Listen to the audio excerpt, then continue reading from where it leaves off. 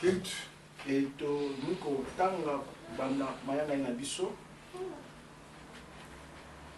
On va se mettre debout. To Telemi. Je voulais lire les Écritures dans les livres de Joël, au chapitre 2. Joël 2. Je suis au verset 4. Joël 2, 4. La Bible déclare: ceux qui ont laissé les Gaza, la sauterelle l'a dévoré. Ceux qui ont laissé la sauterelle, les gélèques a dévoré. Et ceux qui ont laissé les gélèques, la asile a dévoré. Amen. Amen. Dieu bénit sa parole. Asseyez-nous. Donc, semaine dernière, dans ma prédication, j'avais prêché la guerre qui s'approche sur le monde. Parce que beaucoup pensent que la fin du monde sera seulement comme ça. Non, la fin du monde sera une guerre.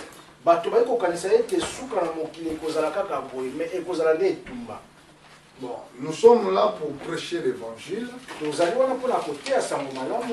Avant de lire ces informations qui ont été relevées dans l'internet, vous allez voir que dans les Écritures, si vous comprenez les Écritures, et si vous comprenez l'accomplissement de la parole prophétique, c'est là que vous serez un peuple prêt pour le jour de l'enlèvement. Parce que la Bible déclare: le ciel et la terre passeront, mais la parole de Dieu ne passera pas. Il a fait que la révélation de la parole de Dieu soit cachée ou soit scellée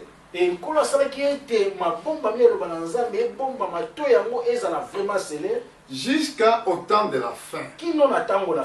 Ça veut dire l'église de la temps de la fin. Il y aura une possibilité de comprendre beaucoup de choses cachées. C'est là que Jésus-Christ disait, je crois dans le livre de Matthieu, où se trouve cadavre, c'est là que réunissent tous les aigles. Donc, les aigles réunissent dans l'endroit où se trouve le cadavre. Donc, où il y a la parole de Dieu, c'est là que les élites réunissent tout en tout. Si dans l'endroit où tu vas, tu ne trouves pas la parole de Dieu révélée,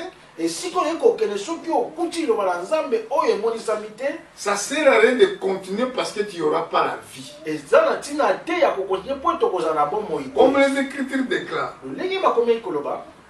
la foi vient à ce qu'on entend. Et ce qu'on entend vient de la parole de Dieu. Comme les Écritures déclarent, l'homme ne vivra pas du pain seulement, mais de toute parole. Remarquez, toute parole, ce que Dieu avait dit. Bon, dans le livre de Daniel, regardez ce qui est écrit. Au chapitre 12, verset 4, regardez que toi, Daniel, tu es secret ces paroles. C'est les livres. Donc, c'est jusqu'au temps de la fin. La Bible ici parle de la fin. Plusieurs alors les liront. Et la connaissance augmentera.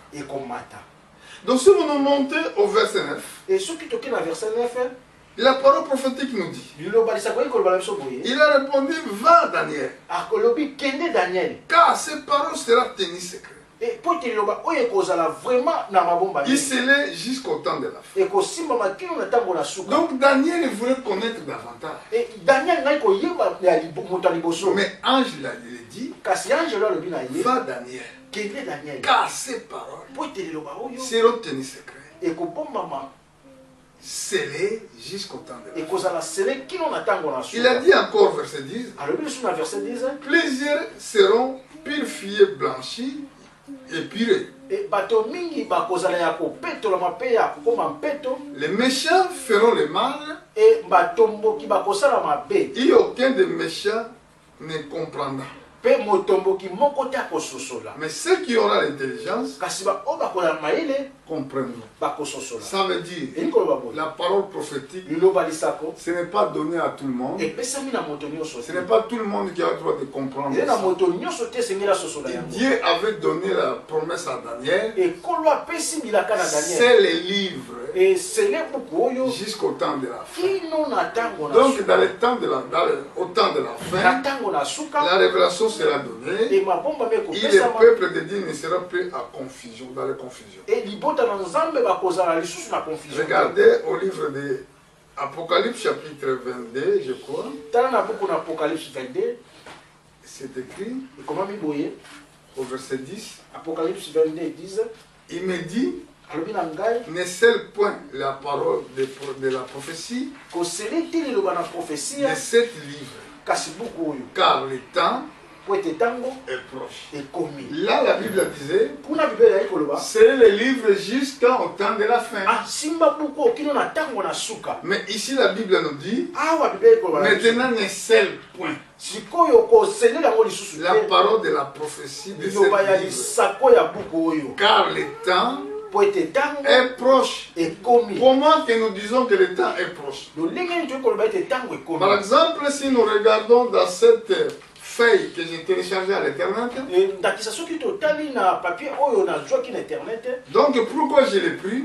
Je voulais avertir l'église du Seigneur,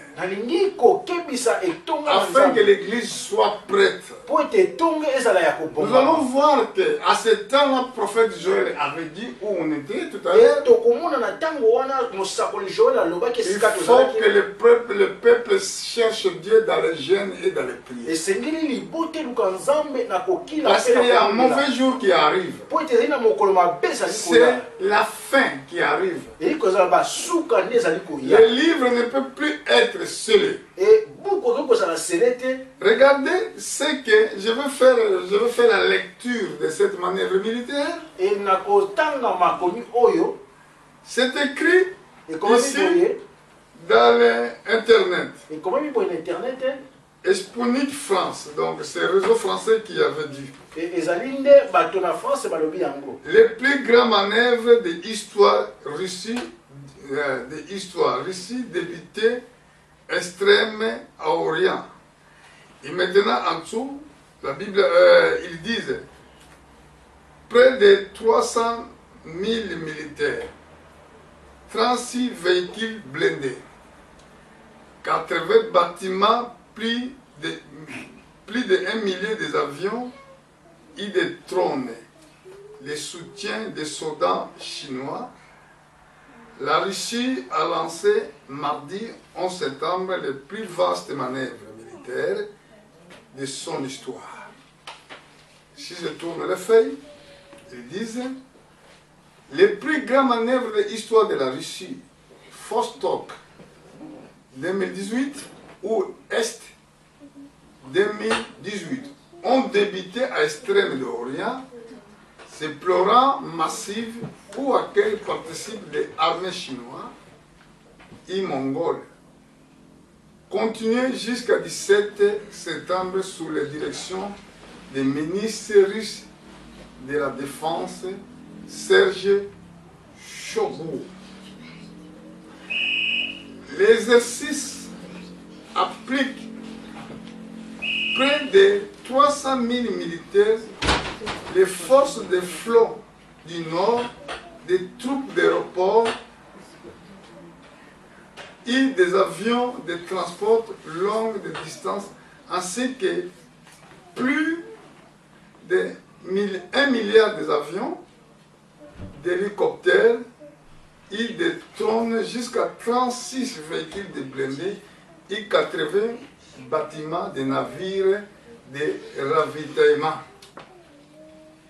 Et tous les répertoires modernes des armées russes seront dans la partie des missiles Iskander capables de transporter des objectifs nucléaires, des tanks T-80 et T-90. On ressent avions de combat sur 34 et sous 35 en mer. La flotte russe déplore plusieurs frégates, équipements de missiles calibrés qui ont fait leur épreuve à Syrie. Le ministre russe de Défense a publié les vidéos du début d'exercice sur page YouTube. Est-ce que, je ne sais pas, mais évitez les gens qui lisent les Écritures, si ils ont bien compris le temps que nous vivons. Et ceux qui va vivre. Pourquoi moi j'ai en train d'expliquer toutes ces choses-là?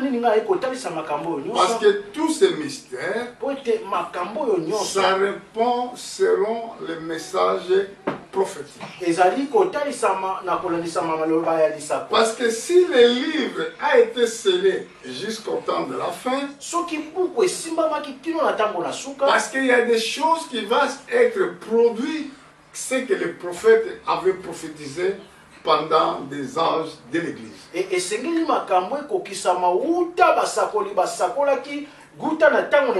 Nous sommes dernière l'Église face de la terre. Nous avons reçu l'esprit de la prophète. Et Dieu nous donne la révélation divine. Et pour cette révélation qui est divine, nous entrons d'expliquer les mystères de Dieu qui étaient cachés pendant plusieurs ans de l'Église. Amen. Amen. Alléluia. Amen. Et c'est pour cela aujourd'hui, nous avons commencé à expliquer ces mystères que nous avons vus. Nous voulons expliquer ces grands mystères de l'histoire. Avant que nous disions ça, pendant cette manœuvre militaire, les opposants, qu'est-ce que les opposants ont déclaré? Dans la déclaration de l'OTAN, ils ont déclaré que c'est une manœuvre de grand conflit qui se prépare. Et à ce mois de septembre que nous sommes, et ces avions de l'OTAN qui sont les adversaires de l'autre côté, ils commencent maintenant à faire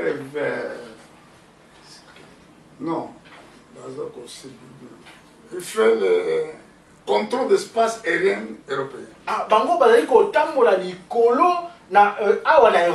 Vous savez que toutes les guerres mondiales qui se passaient,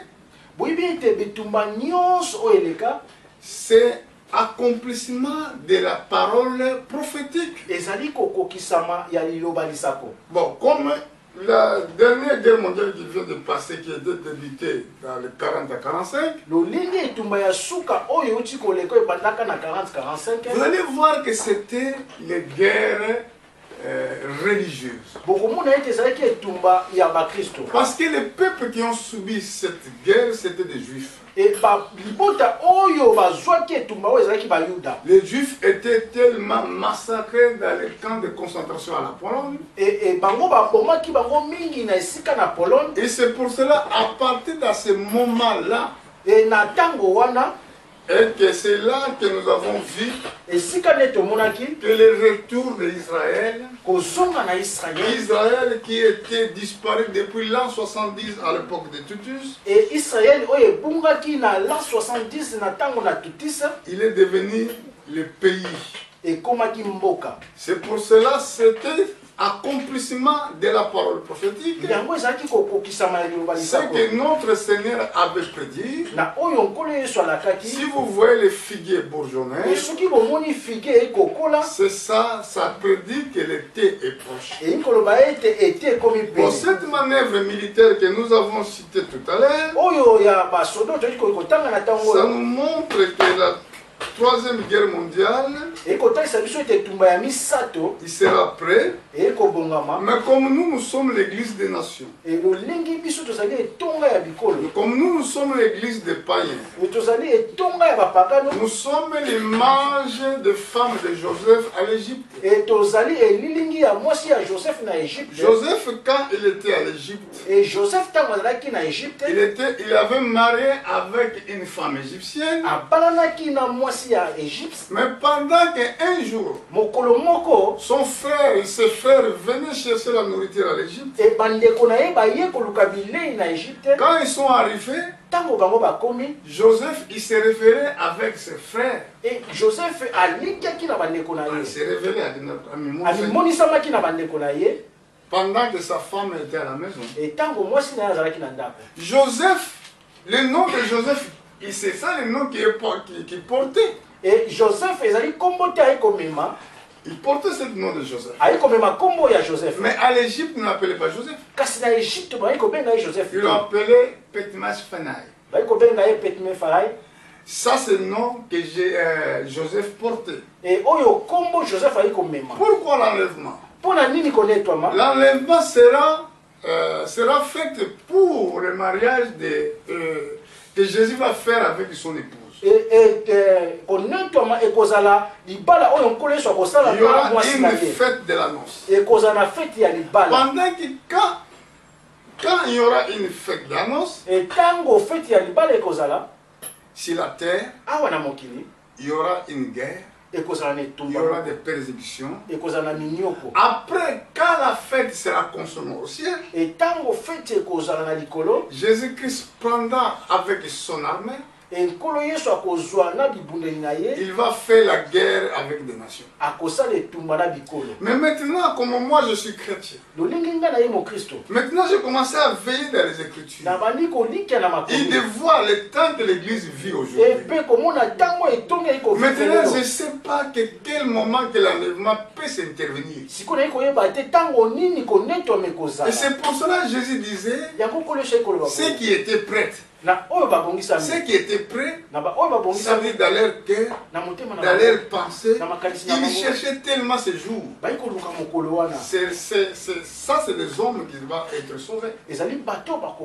C'est pour cela, écoute la parole prophétique. Ici, dans le temps de dans le prophète Joël,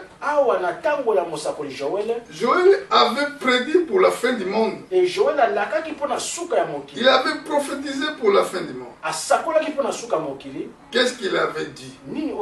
Si nous regardons, je suis au chapitre 2. Et Joël 2. Regardez ce que le prophète a dit. Et tala oyo mosakoli alobaki. Je vais lire verset 10. La verset 10. Devant et... Bon, si je retourne au verset, vous pouvez m'excuser, au verset 1. La verset 1. Qu'est-ce qu'il a dit? Alobinini. Sonnez la trompette à Sion. Et pétant kelelo na Sion. Faites retentir sur les montagnes saintes. Et tous les habitants du pays tremblent. Et bavandi nyonso ya mboka balenga. Pourquoi? Pona nini? Car le jour de l'Éternel vient. Car il est proche. Quelle trompette que nous devons sonner? Cette trompette de l'évangile. De dire au peuple de Dieu, préparez-vous.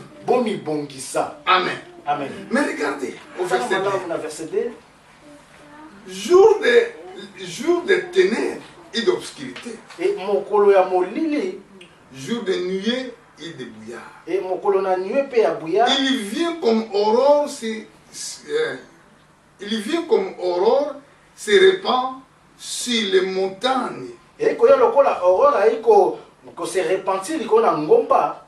Voici un peuple nombreux et puissant tel qu'il n'y a jamais eu et qu'il n'y aura jamais dans les suites des âges. Et tant libota e bele pe na makasi lo lenge da nezalisa mite pe ekozala kate. Aucune préparation militaire a été faite dans cette dimension-là. Et lo lenge te ya mabongisi ya basode salama na de avoir 300 000 militaires. Il y a 300 000 soldats. 80 bâtiments de navires. Et 80 bâtiments de navires. 35 000 blindés. Et 35 000 de bundela makasi. 1 milliard des avions de chasse. 1 milliard ya bampepo ya ebundeli. Vous voyez? Donc nous sommes en train d'avoir l'accomplissement. Ce que les prophètes ont vu dans leur temps. Mais nous sommes église. Nous devons être préparés afin d'aller à la rencontre du Seigneur. Regardez au verset 5.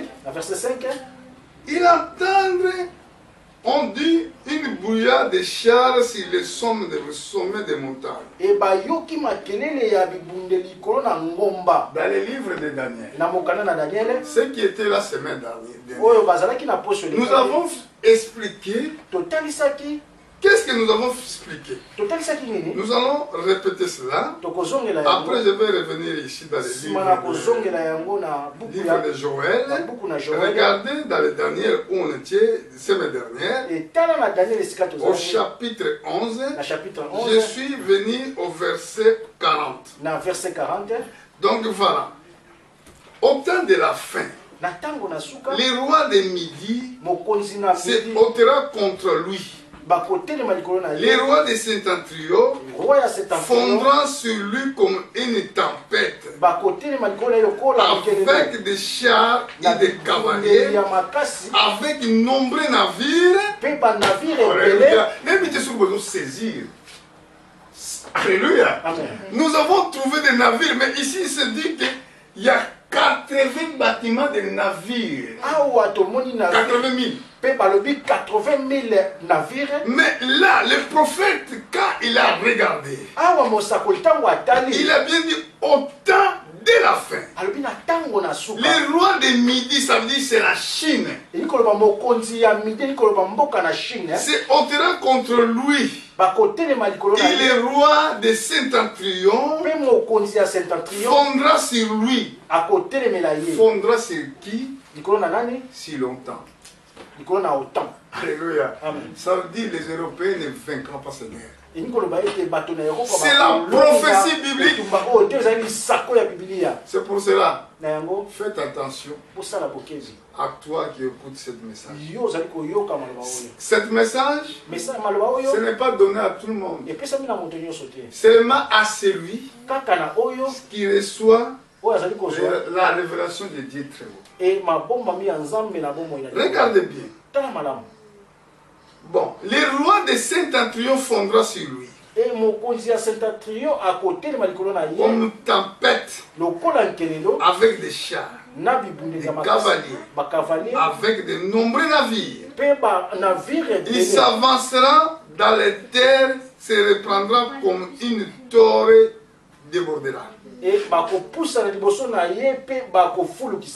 Il entra dans le plus beau du pays. Plusieurs succomberont, mais Edom, Moab et les principaux des enfants de Ammon seront délivrés de sa main.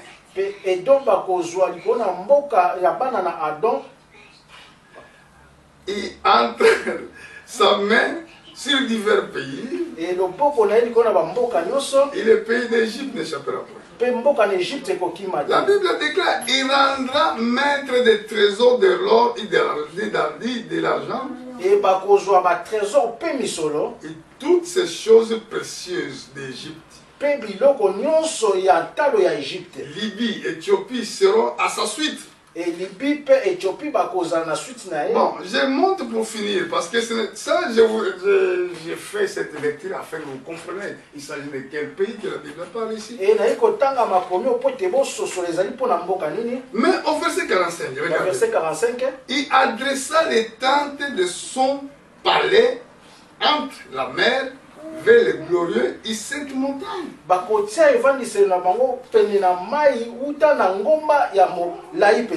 Puis arrivera à la fin sans que personne lui soit en aide.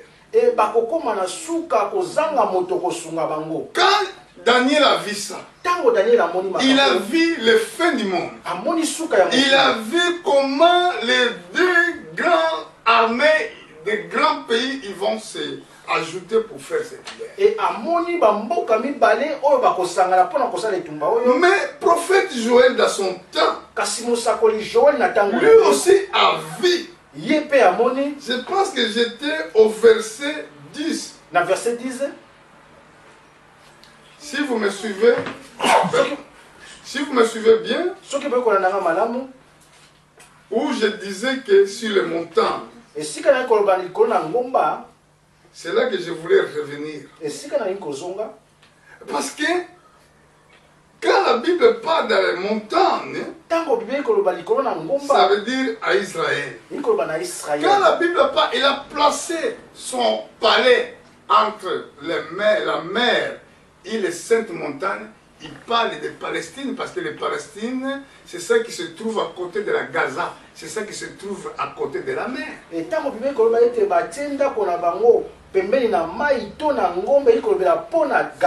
c'est pour ça que le peuple de Dieu, il doit se préparer davantage.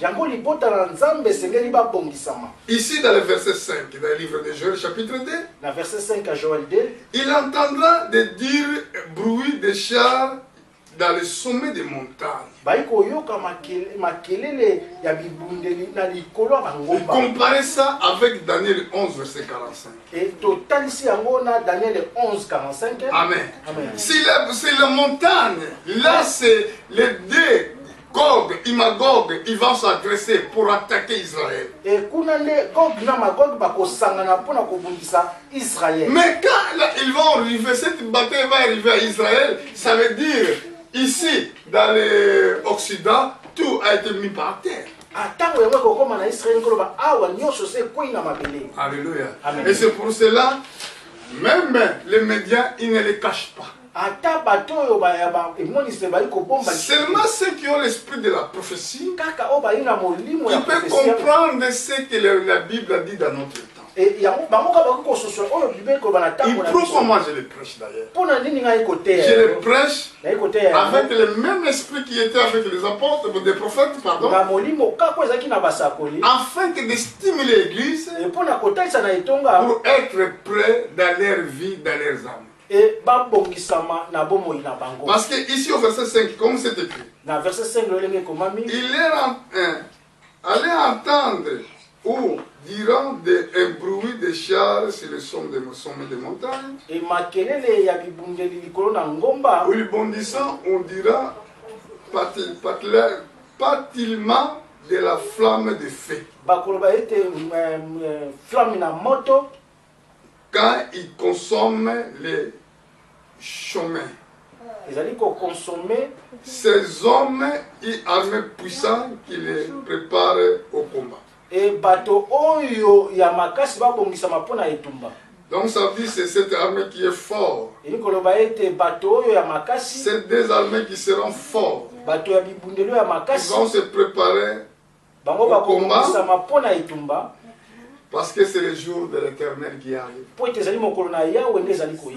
verset 10, la Bible nous dit, devant elle la terre tremble, les cieux sont ébranlés, le soleil et la lune obscurcissant, et l'étoile retirant leurs éclats. Est-ce que l'église, vous avez bien compris? Si nous allons chercher de comprendre ces mystères ici, Nous allons voir que c'est la fin du monde. Ça, ce n'est pas l'enlèvement. Ce n'est pas l'enlèvement. C'est la fin des rois de la terre. L'Éternel fait entendre sa voix devant son armée. Regardez. Car son camp est immense. Il j'écouterai sa parole et puissance, car le jour de l'Éternel est grand et terrible. Qui pourra soutenir? Je suis au verset 15. Verset 15. Sonnez la trompette. Nation. Publiez les gènes. Et convocation solennelle. Assemblez les peuples. Formez une sainte réunion. Assemblez des vieillards. Assemblez les enfants. Même les nourrissons. Et les mamelles. Et l'épouse sort dans sa demeure. Épouse de sa chambre. Donc ici Dieu appelle son église à la préparation.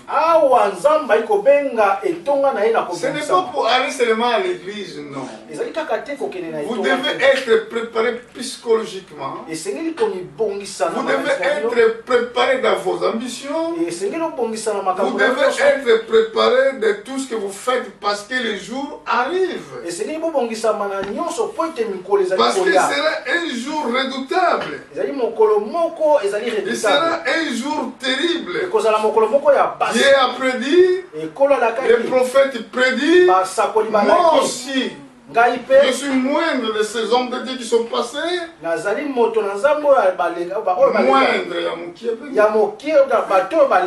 et je vous prophétise ça aussi. Avec une révélation qui est exacte. Ce que Dieu a dit. Écoutez au verset 3, chapitre 3. Dans le chapitre 3, il s'agit de notre génération. Et dans le chapitre 3, il s'agit pour la génération. Dans le livre de Joël, regardez comme il est dit. Il a profité de Joël tout. Il a profité seulement pour la fin du monde. Car voici les jours de... Car voici à ce jour. À ce temps-là, quand j'ai ramené les captifs de Juda et de Jérusalem. De Juda et de Jérusalem. Il a déjà fait. Cette écriture, c'était déjà accompli. Quand Juda et Jérusalem étaient palpillés, quand? C'était en l'an 70. Quand l'empereur Titus entrait à Jérusalem avec toutes ses forces armées, il a cerclé la ville, il a attaqué la ville, il a tué les Juifs, il a palpillé les Juifs partout dans le monde. Et ce même jour, et que le temple de Salomon a été détruit. Est-ce que vous avez bien saisi? Mais après la deuxième guerre mondiale, dans notre génération, en 1948, et que Israël il est revenu encore un état. Et Israël est comme il donc voilà ce que le prophète Joël avait prédit. Car voici à ce jour-là, à ce temps-là, quand je ramènerai les captifs de Juda et de Jérusalem.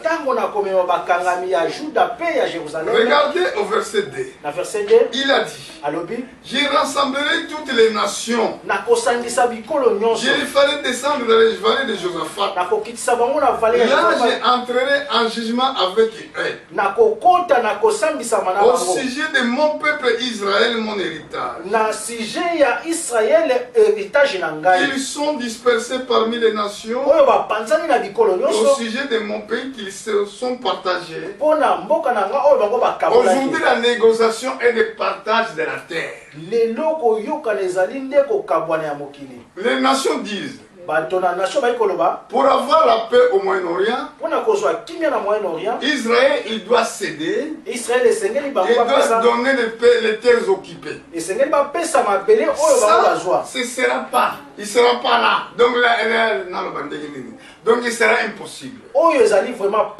Pourquoi? Je vais me conduire comme l'Esprit de Dieu me conduira.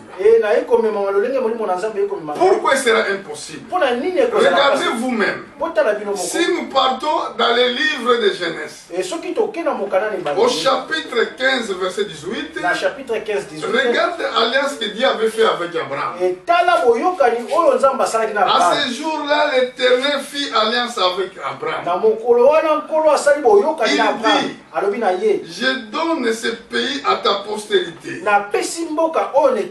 Depuis le fleuve d'Égypte jusqu'à grand fleuve Euphrate. Donc le pays que Dieu avait donné à Abraham, le pays que Dieu avait conclu alliance avec Abraham, regardez bien la Bible, depuis le fleuve d'Égypte jusqu'à grand fleuve Euphrate.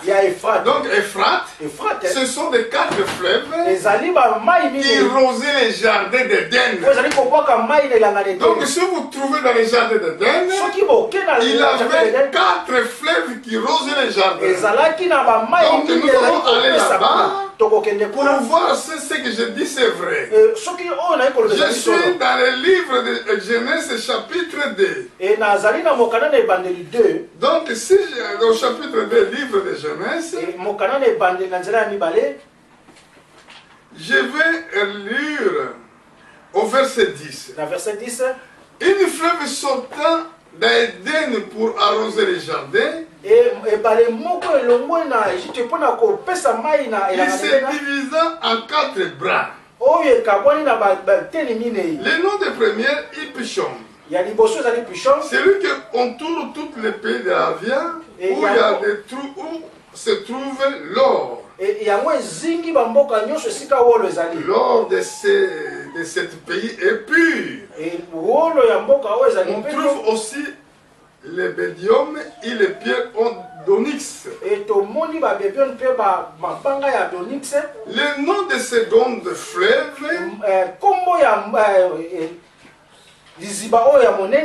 est Guillaume. C'est lui qui entoure tout le pays de Couche. Le Couche, ça veut dire c'est Éthiopie. Hein? Vous voyez qu'il y a une partie de l'Afrique qui se trouve dans les jardins d'Éden. Quand on voit l'Égypte, quand on voit aussi l'Éthiopie. Et regardez le 3e fleuve, Elédek. Mais cette fleuve maintenant était changé de nom de Tigre. On appelle plus Elédek. On appelle le Tigre. Et c'est lui qui coule à Orient de Syrie. Le 4e fleuve c'est Euphrate. Vous avez bien saisi? Et c'est pour cela quand Dieu faisait alliance avec Abraham, il a dit que je donnerai ce pays à ta postérité depuis le fleuve d'Égypte jusqu'à grand fleuve Euphrate. Ça veut dire Seigneur Dieu a montré à Abraham notre père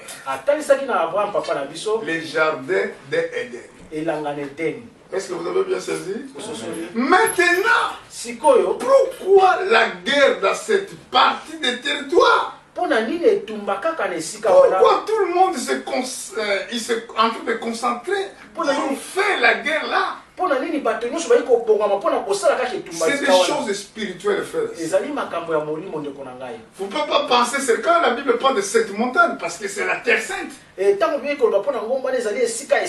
là que les nations partiront pour faire la guerre. C'est là que la guerre des diables a été commencée. C'est là qu'on dit berceau de l'humanité. Je ne crois pas ce que les scientifiques disent. Oh, ils ont trouvé les ossements des ancêtres à l'Afrique du Sud. Non, non, non, non, non. Moi, selon les Écritures, je vous montre réellement où se trouve les jardins d'Éden. Les jardins d'Éden étaient où? Et bango ba ikolo ba ete ba mona ki miku ya bato na kala esika na Afrique du Sud ezali bongo te na kolakisa bino esika la ngane den ezali. Parce que Dieu nous a préparés dans ces derniers temps. Afin que nous prenions ces choses mystérieuses. Ce qui était caché pendant plusieurs âges de l'Église. Afin de donner au peuple de Dieu la connaissance de la vérité. Afin que vous sanctifiez votre vie davantage. Je retourne dans le livre de Joël. Parce que maintenant, le temps est venu que la négociation ne marche pas avec les Palestiniens, avec les Juifs. C'est là qui prouve que le monde va entrer en la guerre. Cette guerre sera des pays communistes et des pays capitalistes. Pourquoi? La majorité des pays du Moyen-Orient suivent la Russie. La majorité des pays du Moyen-Orient suivent la Chine. De toute façon, tous les pays du monde sont séduits pour les Chinois et pour les Russes. Ils sont séduits. Parce qu'ils sont partout. Dans les armements nucléaires, ils sont à l'avantage, même avec les Européens, avec des Mais tout ça doit arriver afin que l'enlèvement s'intervienne. Et aujourd'hui, si Dieu va venir pour chercher son église, toi tu es prêt? Maintenant, pensez-y. Où tu mets tes pensées? Dans tes projets? Où tu mets tes projets? Seigneur a dit, errez les pauvres en esprit, car le royaume des cieux est arrivé. Vous devez être les pauvres en esprit. Ça veut dire dans l'esprit de laquelle on n'a pas la fraude. Dans l'esprit où on ne trouve pas les ambitions. C'est là que Dieu va manifester sa puissance. Parce que nous avons vu que Dieu maintenant invite les nations qui descendent dans les vallées de Josaphat. Ça veut dire vallée de jugement au verset 2. Il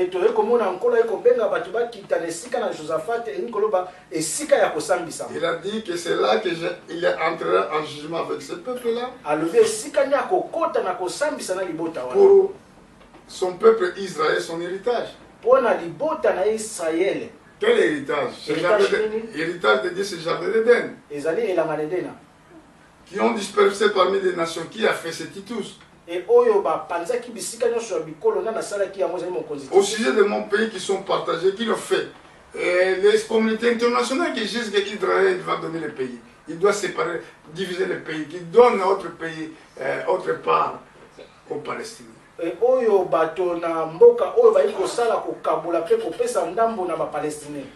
Ceux qui lisent la Bible savent très bien que la Palestine, c'est un petit territoire qui était à l'époque à Philistie. Palestine est un territoire qui est ça veut dire c'est les anciens Philistins. Ce sont des ennemis d'Israël de longue date. Et tout le monde, ils sont pour eux. Mais je vous dis que la bataille est perdue d'avance. Parce qu'elle est perdue d'avance. Et si elle est déjà? Donc c'est l'homme qui déjà. Ah, et si elle est déjà? C'est ma quoi ça m'a déjà dans le tomba. Alléluia. Amen. Parce que déjà la prophétie donne déjà la victoire déjà. Au peuple juif. Mais vous les nations, préparez-vous pour l'enlèvement. Je ne prêche pas les paroles d'hier. Oh, Daniel avait fait ça. Ceci avait fait ça. Je prêche parole d'aujourd'hui. Ce n'est pas été écrit, le jour du Seigneur sera comme au temps de Noé. Parce qu'au temps de Noé, on a vu que les gens abandonnaient Noé. Il a abandonné, il n'a pas écouté ce que Noé disait. Pendant que Noé il avait reçu le message pour construire l'arche. Mais personne n'a fait attention à ça. À la fin, Noé il est resté tout seul avec sa famille. Mais quand la pluie descendait, c'est là que les gens ont rendu compte que c'était vraiment un vrai prophète. Parce que y a même les Écritures, je les prêche, je les répète, mais je vois que les gens ne comprennent pas ça. Si je monte dans le même verset, dans le même chapitre 3, verset 9, écoutez bien. Publiez ces choses parmi les nations. Préparez la guerre. Réveillez les euros. Ils s'approchent. Qu'ils montent. Tous les hommes de guerre. De vos royaumes forgés des épées. Et de vos serpes des lances. Que les faibles disent que je suis fort. Hâtez-vous y venir, vous tous les nations alentour. Rassemblez-vous là où l'Éternel fait descendre les eaux. Que les nations se réveillent. Qu'ils montent vers les vallées de Josaphat. Car je saisirai pour juger toutes les nations alentour. Et regardez ces écritures-là, vous allez voir que Jésus-Christ avait parlé au verset 13, même dans les écritures du Nouveau Testament. Saisissez la fossile car les moissons émirent. Nous allons trouver cette verset à l'Apocalypse chapitre 16 aussi. Il a dit saisissez la fossile car les moissons émirent.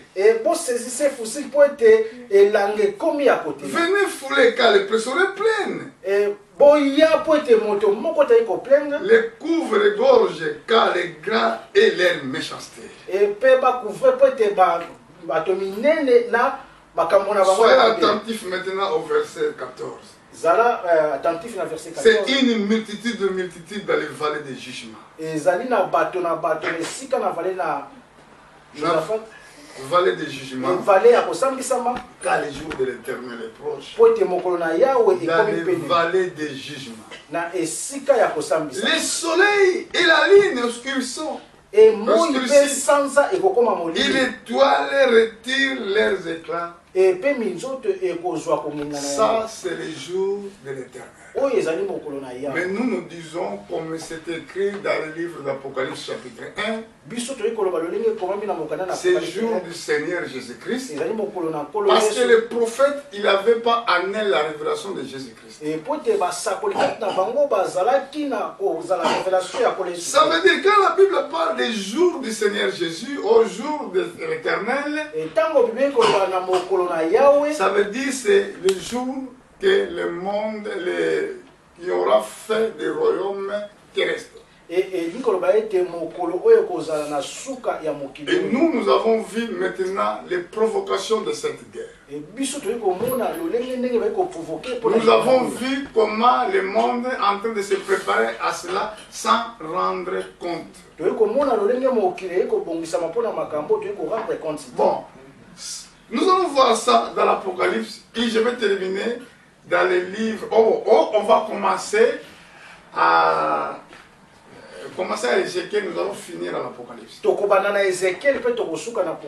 Regarde ce jour. Qu'est-ce que le prophète Ézéchiel a vu? Écoutez bien ce que Ézéchiel a vu. Je suis dans le chapitre 38. Et Nazareth, chapitre 39. Chapitre 39. Parce que nous avons étudié 38 semaine dernière, je crois. Et 38 aujourd'hui, on a posé les cas qui. Ceux qui n'avaient pas la possibilité de suivre cela, de nous écouter, essayez de suivre la prédication de la 3e guerre mondiale près sur notre site de YouTube. Vous allez voir, on a bien expliqué cela. Vous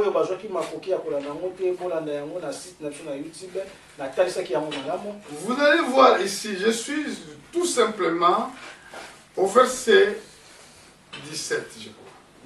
Verset 17. Et toi, fils de l'homme, ainsi parle le Seigneur éternel. Dis aux oiseaux, tout ce qui y a dans l'air, et toutes les bêtes des champs, réunissez-vous, venez, rassemblez-vous de toutes parts, pour les sacrifices ou pour immoler pour vous des victimes. Je répète, pour les sacrifices, ou j'ai immolé pour vous des victimes. Et si quand on a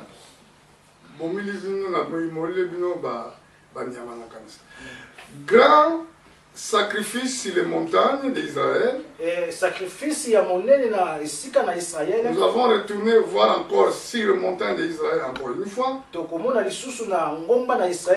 Vous mangerez les chairs et vous boirez des sangs. Vous mangerez les chairs des héros. Vous boirez le sang des princes de la terre. Bélier, agneau, bouc, taureau égrassé sur les bassins. Vous mangerez les graisses jusqu'à vous rassasier. Et vous boirez le sang jusqu'à vous nivrer. À ces victimes, des victimes que j'ai mouré pour vous. Ici, c'est que Ézéchiel avait vu. Pour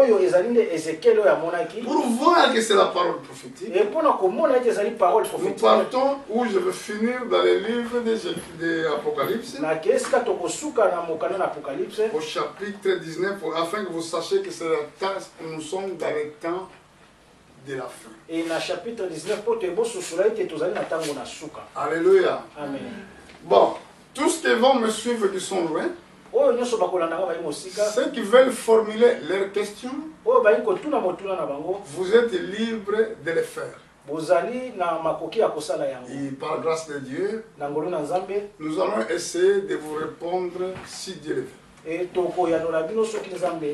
Nous parlons sur la 3e guerre mondiale, qui sera une guerre de Gog et Magog. Mais si nous regardons au verset 11, dans le chapitre 9 dans le livre de l'Apocalypse,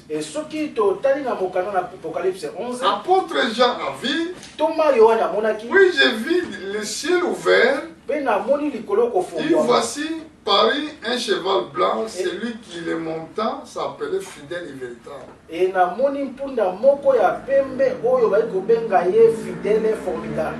Il est-il juge, il combat avec la justice. Si je saute au verset 13, il était revêtu de vêtements teignant du sang, son nom est la parole de Dieu. Et alataki bilamba ezalaki na makila kombo na ezali liloba na Yahweh. Verset 14. L'armée qui sont dans les cieux suivant sur les chevaux blancs revêtus d'une fine lin blanc pur. Et bato na bitumba oyo bazalaki na likolo ba ikolanda na punda oyo balataki bilamba ya pembe. À cette période-là, na tango wana nous avons vu que Jésus-Christ change maintenant la dispensation. Awa tomoni kolo yeso abongoli lolenge na ye. Au lieu de rapporter encore le nom de Jésus-Christ, il changeait maintenant le nom qu'il avait dès le commencement avant la création. Comme c'est écrit au verset 13, son nom était la parole de Dieu.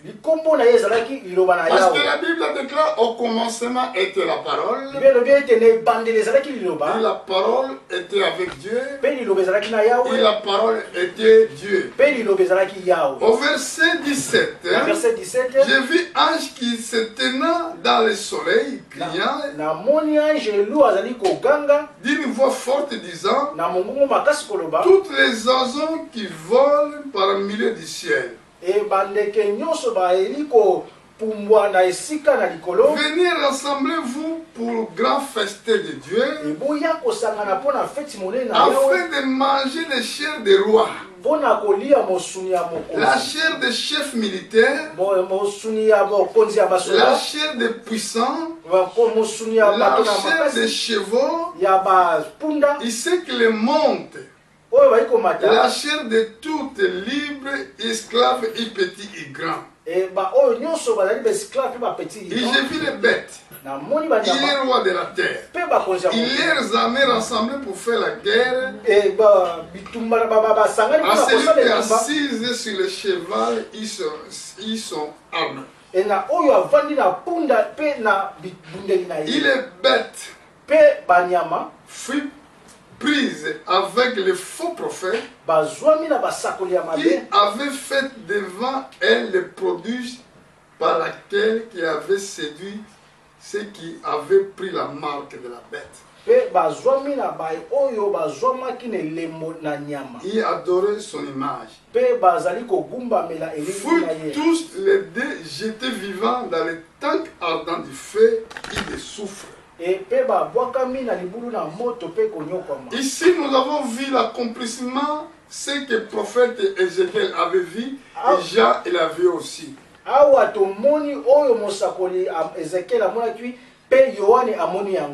Ça veut dire que la guerre sera là où le jugement sera vraiment intervenu. C'est pour cela que la Bible parle de tribulation qu'il y aura sur la terre. Ceux qui vont être enlevés, ils vont échapper dans cette tribulation. C'était une image qui était dans l'Ancien Testament. Nous allons voir que tout ce qui était passé dans l'Ancien Testament, c'est la même chose qui se passe dans le Nouveau. Si nous allons regarder Enoch qui était le 7e des patriarches, il était enlevé.